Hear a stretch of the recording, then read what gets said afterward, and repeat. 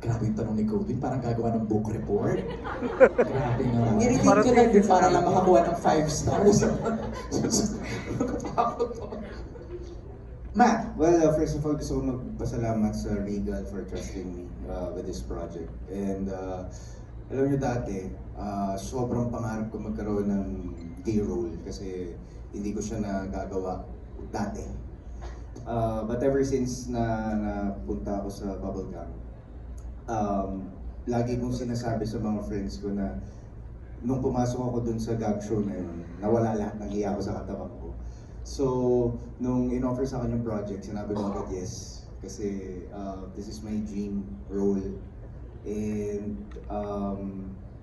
sobrang nag-enjoy ako. So, very special sa akin to project na to. Ngayon ko lang na makikita yung sarili ko sa big screen ng ganitong klaseng role. And I'm very excited to see myself. Thank you, Direk Eric. it flexes your ano eh, di ba? Your acting skills eh, di ba? Ara, ikaw, nabuking ka na ano ka ha? Ano ba ka rin ha? Go ahead. Ako rin gusto ko rin magpasalamat muna sa Regal. First ko pong pelikula po ito, by the way, kaya thank you po. Siguro, yung mga natutunan, yung mga na-reflect ko dun sa pelikula, isa rin po kasi akong trentahin. So, ngayon, nakikita-kita ko, kasama ko yung mga kaibigan ko na pinag-uusapan namin yung mga issues or ganitong mga bagay na may expiration yung mga babae. And para sa akin, maganda rin na binusesa namin ito dahil wala naman talagang timeline, wala naman din my body, my choice, or body your choice. Walang pakialamanan kung anong gusto mong gawin sa buhay mo kasi hindi naman tayo pare-pareho ng pangarap. Hindi naman tayo pare-pareho ng plano sa buhay. Hindi naman tayo pare-pareho ng buhay. So, for me, important po na nakapag-address tayo ng ganitong classic pelikula in this day and age. Yan nga, nagiging problema na hindi naman dapat problemahin ng mga kababaihan or kalalakihan. Yung dapat at this age, may pamilya na ako, may anak na ako, may boyfriend na ako, may girlfriend na ako. Hindi naman dapat natin pinoproblema yun. Kasi kanya-kanya tayo ng journey sa buhay. Louder please, ika nga. Jazel. Hello po. So yun nga po, gusto rin po magpasalamat sa Regal Entertainment. And same po with Miss Ara, this is my first time po na gumawa ng film. And yun, super kinakabahan po ako, pero it goes well naman po. So this project po means a lot to me kasi as Miss Ara and Miss Sue said nga po, it talks about the different perspective and situations of women. Kala ko magpa-pageant answer si Jazel. Ready na ako I believe, nagagano si Jazel. Thank you, Jazel. Yes, sir. Ikaw naman. Ayan, thank you, Goldwyn. Yes, ako Five naman... na kaagad, ha? 5 na yun, Goldwyn, ha? Ako naman po, working with Regal. Laging yes talaga. Kasi in a few years back, ang dami ko na rin ginawa sa kanila from Lovers Liars to Regal Studio Presents. Hindi nila ako nakalimutan at laging ang daming roles na bago sa akin. Kaya nung in-offer po itong Project Baby, nung nalaman ko, well, ako talaga, fan po talaga ako ng River Maya. Kaya sobrang, nung nalaman kong Rico, sabi ko, wow, hindi lang, ayoko lang ipakita, pero siya po talaga hero. Nagpa-fanboy ka na pala sa set, no? Grabe, so parang ako, nung nakita sa personal, parang gusto kong sabihin lahat ng mga kanta niya, gusto kong makipag-jamming. Pero ay, Did you take a photo? Pwede pong paki-selfie. nahiya nga rin. Nahiya ka rin. Hindi, kaya yes ako palagi. Kaya thank you, syempre with Sue din, ang mapalibutan ka ng mga galing na artista, sobrang effortless, wala kang kailangan gawin. At with Direk Eric din, tinatanong ko siya, Direk, may kailangan ba akong gawin dito? Pero ayun, gusto ko lang maging natural as possible, maging isang malaking barkada. Kaya para sa career ko and sa craft ko, sobrang laking tulong palagi ng Regal sa akin. Kaya it's always a yes. Don't end the day without a selfie with your idol. Yes! Yes. Yeah, sir. Mamaya. Tan, ikaw naman. How important is this project to you? Yes, kagaya po nila, actually this is also my first movie din po. So really grateful din with Mr. Sel and with Sir Keith and with the whole Regal. And also, can I just add na actually, I almost gave up my dream po of becoming an actor. Kasi before, I feel like hindi siya para sa akin. Feeling ko wala namang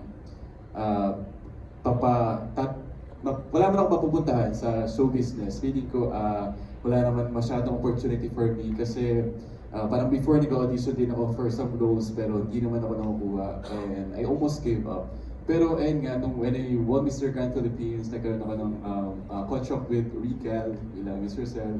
And then lumabas ako ng my first TV exposure then is with Regal Studio Presents, so with Regal then.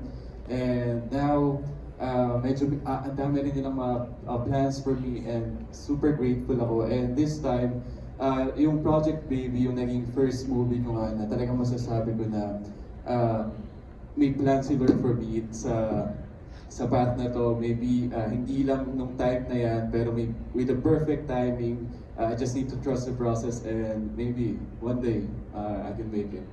God's good time. Ika nga time. Thank you. Golden salamat. We now move to Tita Aster Amoyo. Tita Aster. Hi, good afternoon to everyone. It's There's nice to Tita see Aster. Eric, Ayan. Alex, Perskit, thank you. Yung mga kaedad mo, Tita Aster, mga binati mo lang. mga bata pa yan naman. Okay. Most senior dito. Aminado na ako doon. But anyway, Alex, love you anak. It's nice to see mo, kay Direk muna. Si Eric kasi, I know it's been quite some time na hindi ka nag-direct ng pelikula. Di ba? The last was, of course, a gag show. It's been a while. So, ano ang nabago? Nanibago ka ba? Or when you finally did this movie, syempre kahit paano na-miss mo ito eh. Oo naman, kasi masarap maging director, masarap din maging artista. Although mahirap din sila pareho, kasi pag nag-artista ka, siguro na meron akong ganun, minsan kasi pagka artista ka na, emotionally kasi, nakakapagod. Minsan ayaw mong pumunta din sa yung route na yun na magiging emotional ka, kasi nakakapagod talaga. Pag director naman, you're not emotionally drained, but somehow you get too involved, so you get physically drained because of what you're doing. But masarap gawin pareho. Kaya nung sinabihin nga ako na, actually matagal na akong sinasabihin ni Rosel, ano na, ang problema ko minsan, wala akong concept or hindi ako hindi ako inspired, tinatamad. Medyo tinatamad ako mag-isip. Kasi syempre, of course, lalo na ngayon, hindi na din ganun ka yung, gawin natin to. Hindi na, it's not the same eh. Now kasi parang dapat ang pelikula mo somehow may ibig sabihin or hindi lang basta comedy. Siyempre, mas maganda yung meron ka talagang story ang inaano. So, matagal na. I mean, I think the last movie that I did was also with Regal, which was One Great Love with Kim Chu. Yeah, so that was 2019 pa. So, medyo matagal na. And then, the pandemic happened. So, na-involved naman ako sa mga iba. Of course, nung sinabi nga nila sa akin, gawa ka na ng pelikula. Sabi ko, sige, gawa na tayo. Pero hanapan mo ako ng concept. Hanap tayo ng ano. And then we thought nga of Direk Joey, then I called Direk Joey. So, na-miss talaga. Kaya nga, when I was doing this, sabi ko parang, masarap talaga itong mundong ginagalawan natin. It's not just, it's fulfilling kasi. You feel contented or you get fulfilled with what you do, both as an actor and as a director. So, yeah. And it's been, this year is my 40th year in the industry. So, Wow! 40 years. That's why I know all of them. Congratulations! Actually, nangangamoy hit sa takilya to eh. Kay Rico. Rico, actually, it's so nice to see you. Kanina sinabi mo na medyo kinakabahan ka. This is your first lead role. Tapos ang katrabaho mo ay isang Sura Ramirez. So, anong preparasyon ang ginawa mo? Kasi napaka-natural mo actually dun sa trailer na panood namin. Parang matagal ka ng aktor. Salamat po. Salamat po unang-una. Salamat po. Sa preparation po, I think nabanggit ni Direk Eric na halos 1 taon ko nang alam yung project. So, hindi ko lang po siya once binasa. Kada revision po binabasa ko. At somehow at one point nagbigay rin po ako ng konting input sa story. Even after saying yes to the project. Kasi bihira po ako tumanggap ng acting project. Pero ito po nagustuhan ko agad. And very open po yung team to ask me if I had any inputs. May konti lang po ako binigay. So, ganun po ka-involved ako sa kanya. So, I guess in terms of preparation, it was many months going into it. Ini-imagine ko na si Nigo, yung character ko. In-imagine ko na yung story. Kaya po, when I was wearing a different hat, one where they asked me if what I thought about the story, nandun na po yung preparation. And then, physically po, may konting preparation kasi hindi ko pa po alam kung paano atake ang gagawin ng ating director. And just by reading the script, may mga sexy, so, Pero- sa araw-araw ako sa gym. May scene ba yung project niyo mismo ginagawa? Abangan na lang po natin Okay. sa... Kasi yun yung title eh. Opo. So, may konting preparation din po for me. Because, I don't come across an opportunity like this every day. I Right. think not anyone. So, I just want to be at the best possible condition, physically and mentally, for it. A lot of preparation po. Rico, when was your last acting pala? Just for our Well- information. Well, recently I did Manila's Finest. Okay. But it was, I suppose, like, parang cameo. It wasn't Special appearance. It's a special appearance lang. But it was also a character I really liked. Pero sobrang iba po nun sa character ni Nico. Kita? Follow up lang sa Rico, because you're a music icon. You're a record producer, songwriter, and what have you. Lahat na, negosyante at the same time. I mean, acting is also another form of art, pero magkaiba ito sa musika. So compared to what the previous thing that you were doing, ano ang pagkakaiba at ano ang anong pagkakapareho? Thank you for asking that. Thank you po for asking that. I've been wanting to be asked that question. I have so much love for acting. Even back in high school, I was already acting. And marami pong pagkakapareha sa kanya sa music and the other fields of art. I also paint, I also do photography. Ang gusto ko po dito sa acting, meron pong moment na hindi niyo po mauulit with your co-actors, with the people behind the cameras, with the people doing the lights. There are moments na magagawa niyo na isang beses lang at hindi mo siya mauulit. It's like painting something that will be there forever. I want to be part of that, where the thing that you create with the director and everyone, mapapanood siya forever and makaka-affect siya ng nanonood forever. Similar sa music, pero sa music, pwede pa ako mag-take 2, take 3, take 4, take 100. Dito po, ilan lang kasi may limitations po yung production. Yun po yung gusto ko, yung thrill nun, it's a different rush. It's a different rush po. Thank you. Tita. Thank you. And lastly, kay Sue, ang ganda-ganda mo ngayon, Sue. Ay, thank you. Napakaganda mo ngayon. If I'm not mistaken, this is also your first time to work with everyone, di ba? With Direk, how was it like working with Direk Eric? Because he's also an actor at the same Actually, time. me and Direk Eric, we worked on a very, very small, ipaglaban mo episode Okay. before. But that was the only time, and it, of course, obviously, hindi po yun comedy. So, well, I know of Direk Eric, of course, and I know that the writer of the movie is Direk Joey.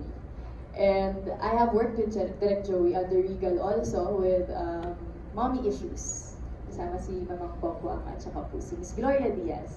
So I know kahit pa paano how they work. O, of course, knowing the Comedy King's son will be my director, I gave my full trust po to the production and of course to Direk Eric. And parang when they were pitching po, they were already telling me na this will be collaborative. I know for a fact, alam ko naman yun kahit di nila sabihin because nga alam ko how Regal works. And ang dami ko na rin pong nagawang pelikula sa Regal. So parang in a long time ito, ngayon lang ako ulit makakapag-work sa kanila. So sobrang exciting po yun sa akin. But also, yung pinakakaba ko siguro going into this project is si Rico Blanco talaga. Yes, yes. Sinabi ko naman to sa kanya na nung nagsisimula kami na meron akong, nahihiya ako ng konti. Siyempre, idol natin lahat si Rico. Pasensya na Rico. Alam ko maraming beses mo na itong narinig. But agad-agad, he made me feel comfortable. Talagang nag-warm up na rin ako agad sa kanya because grabe si Rico, pag nakikita mo from afar, parang wow, grabe, legend, Rico Blanco. Pero sobrang totoong tao, yung wala talagang kahit anong ere, walang kahit anong dahilan para mahiya ka, hindi ka niya bibigyan ng kahit na anong reason para maramdaman mo yun. So, sobrang nag-enjoy lang po kami talaga. Sobrang grateful ako sa Regal for giving me this opportunity. Again, we're doing movies na may gustong sabihin. We're doing movies na may gustong patunayan. We're doing movies na gustong buksan ng isipan ng mga nanonood. And we're doing movies na gustong makaapekto sa mga manonood po nito. So, always so grateful to be given a chance to share my talents. Kinabahan po ako, paano kaya yung gagawin kong comedy? Yun kasi, kasi situational comedy yung movie namin eh. Hindi siya sinasadya, pero nakakatawa siya. Medyo mabigat yung topic niya, pero trinay namin siyang i-deliver. Hindi namin trinay. Ginawa namin at dineliver namin siya sa paraan na mag-e-enjoy yung mga nanonood habang pinapanood nila yung mabigat na tema. Na mabigat na usapan. Importanteng usapan po yung gustong i-come across ng pelikula na ito. So, palagi po akong thankful, grateful sa mga nagbibigay po at nagtitiwala pa rin po sa mga kaya kong gawin. Ako minsan nagda-doubt na ako sa sarili ko na parang ano pa ba, what can I offer, how can I be funny? But at the end of the day, that's not the goal. The goal is not to be funny. The goal is to connect with the audience. The goal is to make them feel what the characters are feeling. The goal is to open their minds. Yun po, more than anything, we want to change minds. Kung merong nagja-judge sa mga babaeng gumagawa ng mga desisyon katulad ni Sandy, baka may isa tayong mabagong isip. Then malaking bagay na po yun sa akin. Thank you so much, and of course, good luck on Thank your you movie. po. Thank you. Thank you, Dita. Let's pass the microphone to John Bueno. Alright, hi, good afternoon, everybody.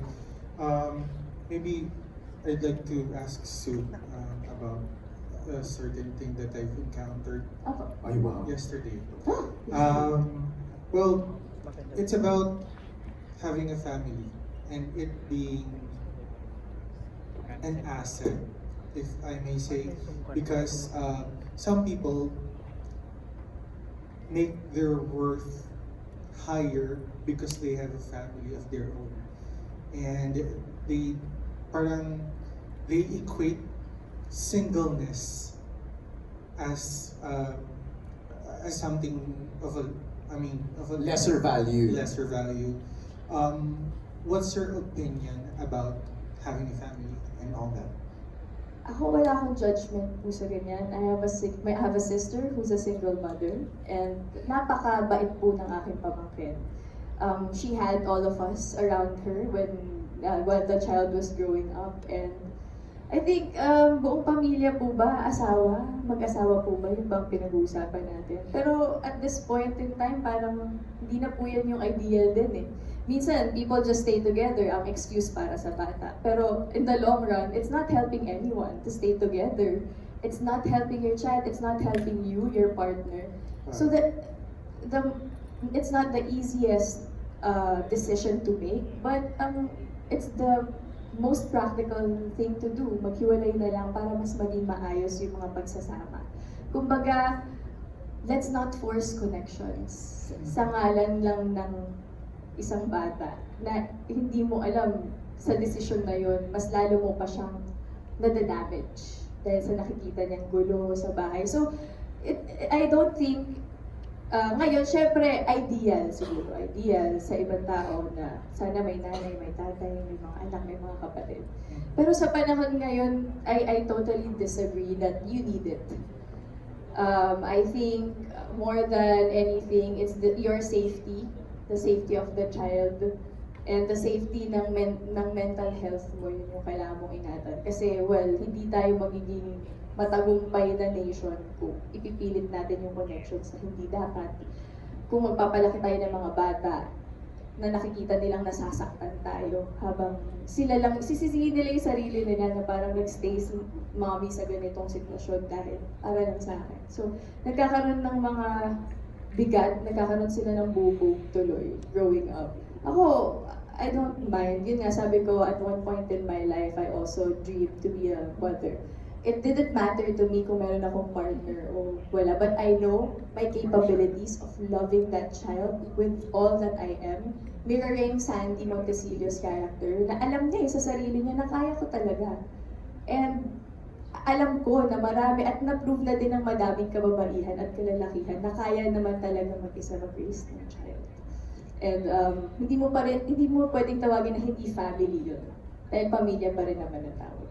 Saka ngayon, whatever gives you peace of mind. Diba? Yung kadala. Talaga. Diba? Sa Whatever dami ng floats your gulo na boat. Yeah. nangyayari sa mundo, parang dapat least of your concerns na yung pag umuwi ka sa bahay, problema pa din. At iisipin ng ibang tao. Kebs yun na Yes, doon. that's John. right. Alright.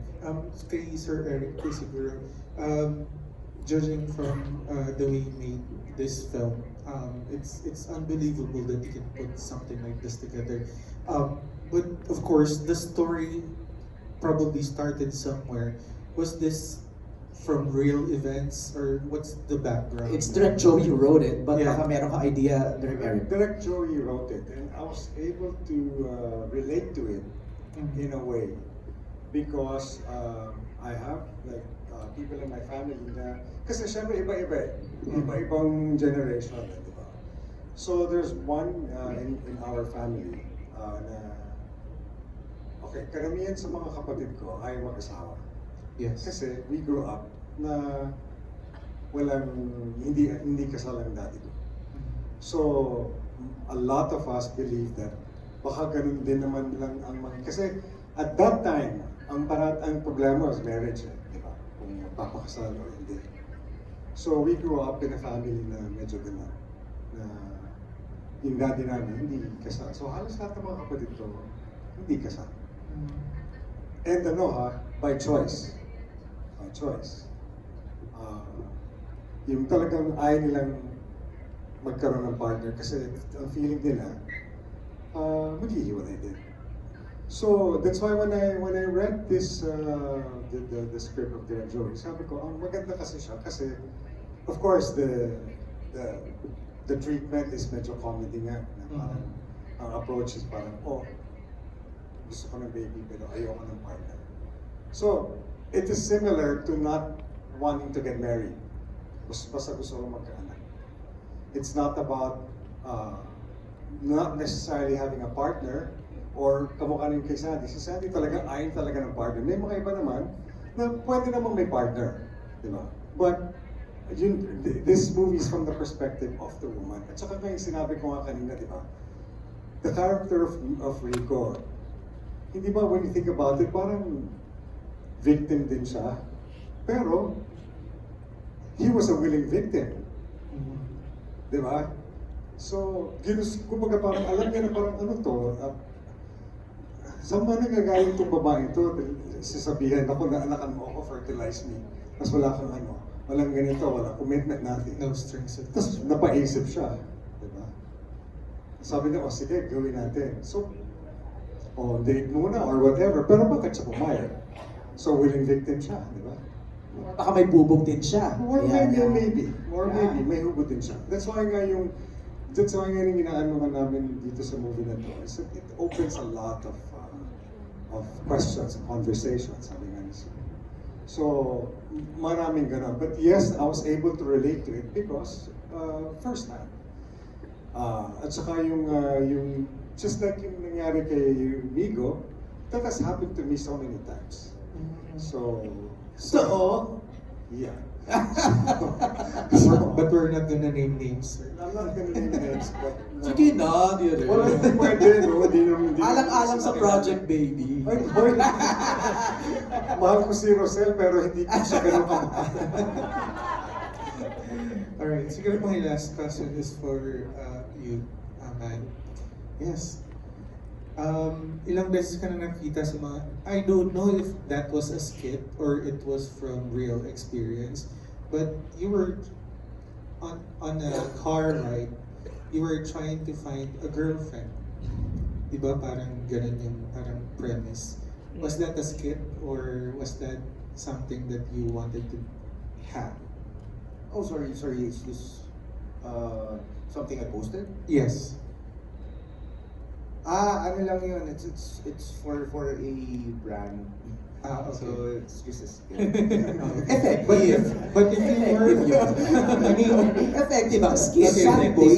Itong, ano na to, my question is about your character naman. Yeah. Since he's gay, if you were in his shoes and a woman asked you to have a baby with her, but you were gay, right? In the first premise. So, would you be okay with that? If you're talking about your character. If I were gay, Because probably she sees you good looking, you're well established. So, Ay, sinabi rin ni Su kanina na, I don't know, ano bang sakit mo? Wala ka namang sakit. Na-screen ka na, kumbaga. siguro kung tatanungin ako sa character, as my character, as George, no. Kasi I like boys. Babae ako. Okay. Yeah. But if you were mad, like, If hypothetical question. well, it's a very difficult scenario in real life, no? Maybe no. Because I would love to take care of the kid. Thank you It so really much. varies. There's really no template, you know. Saka, iba yan pag kung saan ang galing. Thank you, John. Ana Cerezo from ABS-CBN.